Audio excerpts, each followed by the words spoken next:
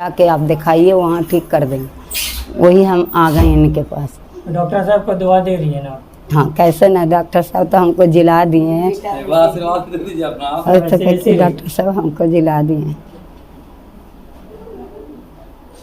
अपना हाथ तो सर में रख दीजिए डॉक्टर साहब, आपका बेटे समान है। हाँ बेटा, इतना ही को मेरा बेटा भी है। ठीक है। ठीक। बहुत बहुत शुक्रिया प्रेस के मित्रों का, आप लोग का स्वागत है यहाँ पे। इस बार भी हम लोग कुछ स्पेशल केस प्रेजेंट करने जा रहे हैं आप लोगों के पास। सबसे तो की पॉइंट हम ये बता दें कि ये जो ऑपरेशन, दो ऐसा ऑपरेशन हम लोगों ने किया जो इस सेंटर के लिए फर्स्ट टाइम है। इससे पहले मैंने दूसरे सेंटर में किया था, बट चूँकि हमारा सेंटर थोड़ा सा डेवलप करने में टाइम लगा, इसलिए ये सर्जरी अभी तक नहीं कर पाए थे। तो अब ये जो ऑपरेशन है पैंक्रियाटिक कैंसर का ऑपरेशन हमारे यहाँ हुआ है। जो हेड ऑफ द पैंक्रियाज में दो पेशेंट थे, एक पेशेंट नजमा खातून 55 ईयर्स ओल्ड फीमेल, और दूसरी जो हमारे बगल में पेशेंट है वो रिजवाना है, ये भी 60 ईयर्स के अराउंड है। तो दोनों को पैंक्रियाटिक कैंसर था, हेड ऑफ द पैंक्रियाज में कैंसर था जो CT MRI में डिटेक्ट हुआ था। तो अच्छी बात ये थी कि एक ऑपरेशन के दायरे में था, पूरी तरह से ऑपरेशन करके निकाला जा सकता था। ये ऑपरेशन काफ़ी, लीवर ट्रांसप्लांट के बाद पेट का सबसे बड़ा ऑपरेशन होता है।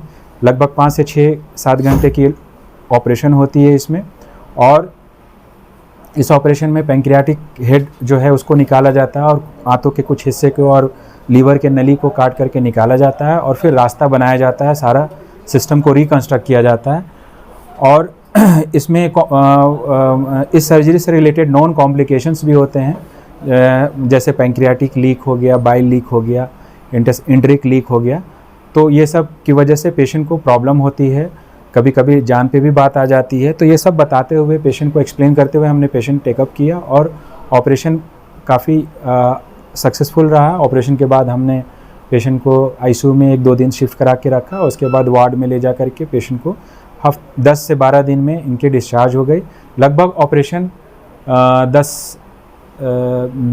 1 से 1.5 महीने हो गए हैं। पेशेंट बिल्कुल ठीक हैं और पूरी तरह से अब खाना खा रही हैं, पचा रही हैं, सब चल फिर रही हैं, सारा नॉर्मल एक्टिविटी कर रही हैं। जो इनकी बायोप्सी रिपोर्ट आई उसमें भी ट्यूमर निकला था, और वो ट्यूमर ये भी बताया गया कि वो ट्यूमर मार्जिन फ्री है, यानी पूरी तरह से ट्यूमर निकल चुका है, उसके संक्रमण अब पेट में नहीं है।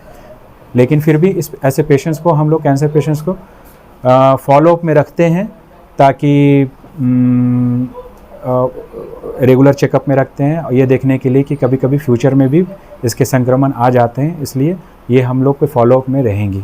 इस ऑपरेशन को करने में मैं था, डॉक्टर शहबाज, माई सेल्फ, मेरे साथ एक और सर्जन थे और असिस्टेंट थे 3-4, और बगल में हमारे डॉक्टर राजीव जो एनेस्थीसिया के डॉक्टर हैं, उनका इन्होंने काम किया था। तो ये हमारी इंटायर टीम थी जो इस सर्जरी को हम लोगों ने किया।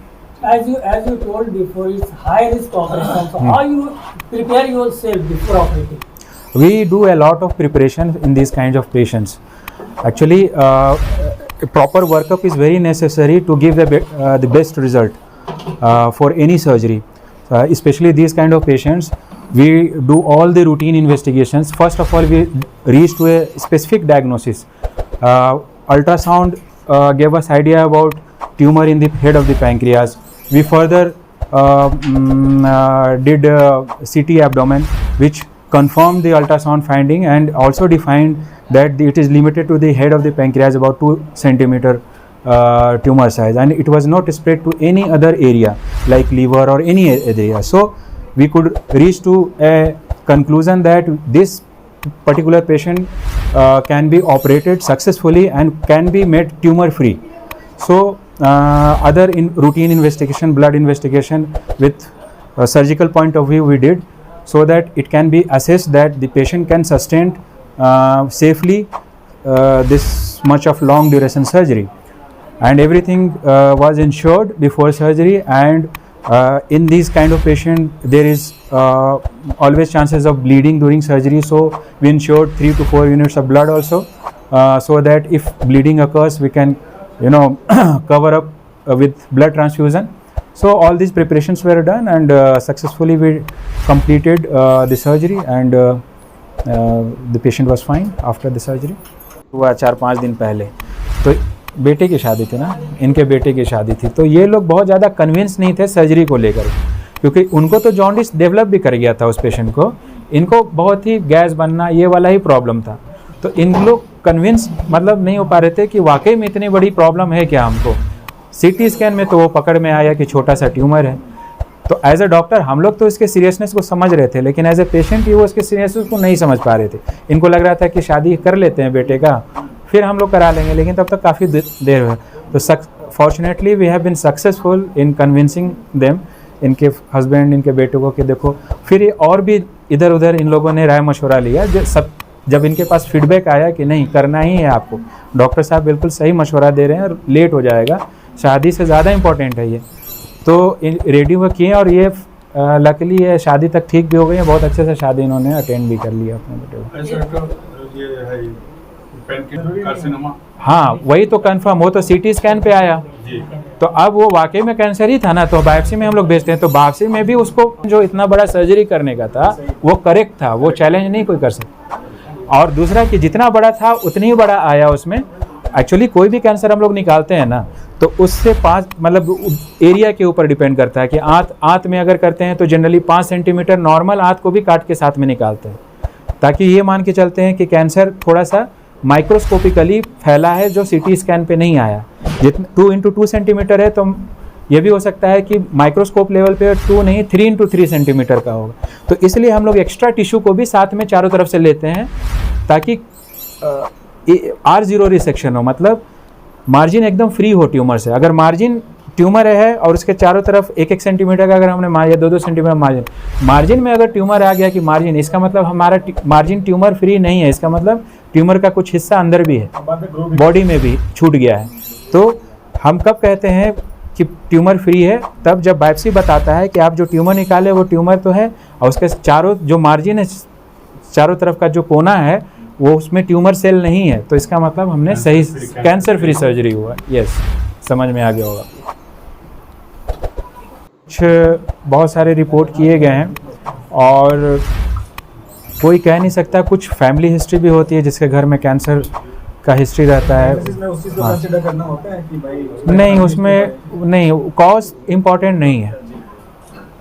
इम्पॉर्टेंस है कि पेशेंट को ट्रीटमेंट कॉज से नहीं होगा जानने से, उसका जो स्टेज है, किसी भी कैंसर को स्टेजिंग किया जाता है कि किस स्टेज में है। अर्ली स्टेज वाली को ही हम डेफिनेटिव थेरेपी देते हैं, नहीं तो फिर उसके बाद कीमो का रोल होता है, वो फिर पैलिएटिव ट्रीटमेंट में चला जाता है। जैसे बस किसी तरह से जो प्रॉब्लम है उसके हिसाब से ट्रीटमेंट होता है। तो पहले गैस बना, पेट में दर्द हुआ, एक दिन दर्द हुआ, दूसरा दिन दवा सुई ऐसी डॉक्टर नॉर्मल से कराए हैं, तो फिर दूसरा दिन रात में फिर दर्द हो गया। फिर गए सदर हॉस्पिटल, तो वो डॉक्टर देखा, उसके बाद वो अल्ट्रासाउंड लिख दिए कि अल्ट्रासाउंड कराइए, से लग रहा कि ये गोल ब्लैडर है। जब अल्ट्रासाउंड कराएं तो वो लिख दिया MRI जाँच, वो कराएं तो उसमें निकल गया ही। तो फिर हम इनके पास आए, मालूम हुआ कि वो भी करते हैं, इनके पास आए तो फिर अल्ट्रासाउंड कराएं, उसके बाद ही तैयार हो गए। और हमको तो सुनने के बाद जब दूसरा डॉक्टर से दिखाए थे ना, तो डायरेक्ट मेरे सामने ही बोल दिया कि ये मरीज को कैंसर हो गया है, कैंसर वार्ड ले जाइए। और जब कैंसर वार्ड गए तो देखा, उसका जाँच उच किया, और उसके बाद वो बोला कि हाँ कैंसर का ऑपरेशन हम करते हैं। मेरा बेटा बोला कि यहाँ नहीं कराएंगे, अभी नया खुला, कैसा न कैसा है। उसके बाद फिर हम यहाँ आए, इनका पता चला तो यहाँ आए तो ये देखी नोखिन तो बोले कि हाँ ठीक है। और उसके बाद फिर कोई आदमी ऐसा बता दिया कि नहीं यहाँ नहीं कराओ, दिल्ली चले जाओ। तो फिर दिल्ली गए, दिल्ली में 15 दिन रह के चली आए। तो फिर अंतिम में फिर इन्हीं के यहाँ कराएं, थोड़ा पैसा का इंतजाम करने के बाद फिर मेरा बेटा का शादी था।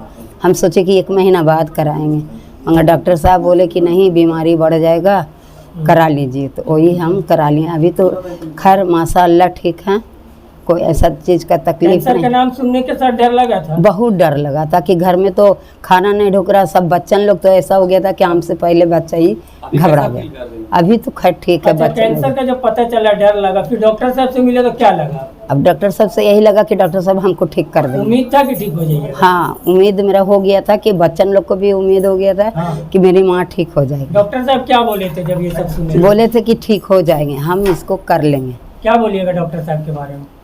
बोलेंगे कि बहुत ये हैं, अल्लाह का शुक्रिया है, पहले अल्लाह का शुक्रिया, उनके बाद इनका शुक्रिया है कि जो हमको ठीक कर दिए हैं। पहले तो परेशान हो रहे थे, रो रहे थे, अब तो बहुत रो रहे थे, बहुत रो रहे थे, इतना कि हाँ बहुत रो रहे थे, घर वाला आदमी भी सब परेशान। और जो कैंसर के मरीज है उनके लिए क्या दुआ मांगते होंगे ना? हाँ कि अल्लाह मेरी तरह उनको भी अच्छा कर दे। इतना जगह जाने के बाद आप हॉस्पिटल में ही कहा है, ये हॉस्पिटल में कहा है? ये हॉस्पिटल में हमको और कहूँ नहीं गए, वही से कैंसर वार्ड गए और उनके बाद फिर इन्हीं के पास हम आए। कोई आदमी ऐसा बताया कि वो भी उनके से दिखा लीजिए, वो भी अच्छे डॉक्टर हैं। जब चर्चा ज़्यादा दूर तक था? हाँ मेरा गांव तक है, मेरा दिल्ली छोड़ के आप यहाँ चलिए? हाँ गांव की कि इससे पहले पेशेंट को हम लोग पहले देखते हैं कि pre operative checkup, pre anaesthetic checkup जिसको बोलते हैं वो किया जाता है। पेशेंट का वाइटल्स सब लिया जाता है, बीपी, पल्स, ईसीजी, इकोकार्डियोग्राफी, इतना देरी का ऑपरेशन पेशेंट सस्टेन कर पाएगा कि नहीं कर पाएगा, पूरा वाइटल्स का हम लोग पहले एक ऑपरेशन का पहले हम लोग पेशेंट को देखते हैं। उसके बाद उसको हम लोग उसमें आते हैं कि इसमें इतना फ्लूइड रिक्वायरमेंट है, इतना देरी का ऑपरेशन है तो कितना ब्लड लॉस होगा। ये एक वर्बल एसेस किया जाता है कि एक एक्चुअल एसेस तो आपका टेबल में होगा कि मान लीजिए किसी को हम 500 ml ब्लड लॉस किए, सोचें वहाँ पर वो 1500 ml लॉस हो गया, वो तो सर्जरी को कोई आप नहीं बोल सकते हैं ना कि कितना है। तो एक मोटा मोटी आइडिया लेके चलते हैं कि इतना ब्लड लॉस होगा, तो हम लोग पहले से ब्लड पेशेंट को प्रिपेयर करते हैं, अटेंडेंट को बुलाते हैं, ब्लड मंगवाते हैं 2-3 यूनिट 4 यूनिट जो भी है, और 2 यूनिट स्टैंड बाय में रखते हैं कि भाई ज़रूरत पड़ेगा तो और चाहिए। तो इसका हम लोग उसके बाद उसका यूरिन आउटपुट के लिए हम लोग कैथेटराइज करते हैं, ऊपर से नाक में हम लोग राइस ट्यूब डालते हैं ताकि जाके को भी जो भी ये है उसको हमको निकाल दें। तो ये एक चैलेंजिंग प्रोसेस है क्योंकि इतना देरी का, क्योंकि एनेस्थेसिया का पार्ट जो होता है ना, पेशेंट का फिजियोलॉजी, सर्जन तो सर्जरी करता है लेकिन पेशेंट का जो फिजियोलॉजी होता है, जो पेशेंट का वाइटल्स होता है, जो बीपी, पल्स एंड जो भी आप वाइटल समझ लीजिए, तो वो एनेस्थेटिक्स के इसमें रहता है, मॉनिटरिंग में रहता है। तो वो पार्ट बहुत ज़्यादा इंपॉर्टेंट हो जाता है हम लोग के लिए, वो चैलेंजिंग पार्ट हो जाता है क्योंकि एक लंबा प्रोसेस, एक घंटा का सर्जरी और एक 6-7 घंटे का सर्जरी में दोनों में अंतर होता है। और एज भी तो देखना है। हाँ डेफिनेटली एज फैक्टर तो है ही, आपका एज फैक्टर तो है ही। तो इस ऑपरेशन में क्या कुछ अलग लगा आपको? अलग है कि ये चैलेंजिंग है, डिफरेंट टाइप का केस है, हर ऑपरेशन तो डिफरेंट होता ही है। वो मेडिकल साइंस में 1+1 इज़ नेवर 2। वही एक पेशेंट आपको किसी को दवा देते हैं, ठीक होता है, दूसरा पेशेंट नहीं करता है, तो ये चैलेंजिंग हो जाता है हमारे लिए कि बहुत ज़्यादा मतलब वाइटल्स को मेंटेन करना, फिजियोलॉजी को स्पेशली।